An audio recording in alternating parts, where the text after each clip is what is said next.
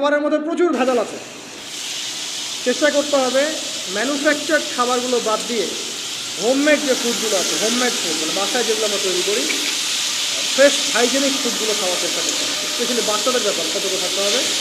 বাচ্চাদেরকে, তরুণদেরকে এমন কোনো খাবার খাওয়া যাবে না যে খাবারটা খেলে আপনি অসুস্থ হয়ে যান, আপনার স্ট্যামিনা কমে যায়, আপনি ফিজিক্যালি দুর্বল হয়ে পড়েন। এটা খুব খেয়াল রাখবেন। খাবার এই যে আপনারা যে গ্রাম অঞ্চলে থাকেন, আপনারা সৌভাগ্যবান একদিক থেকে যে আপনারা ফ্রেশ খাবার উৎপন্ন করে খেতে পারেন। শেষ জামানায় খাবারের মধ্যে খুব ভেজাল আছে, এটা বিভিন্ন হাদিস দিয়ে মেলানো যায়, আমি ওদিকে যাচ্ছি না, কিন্তু কনক্লুশন বললাম শেষ জামানায় খাবারে প্রচুর ভেজাল আসবে।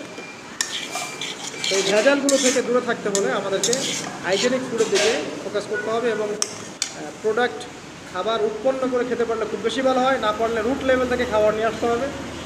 আর অ্যাটলিস্ট ম্যানুফ্যাকচার যে খাবারগুলো বাজারে ঘোরাফেরা করে এগুলো অ্যাভয়েড করতে হবে।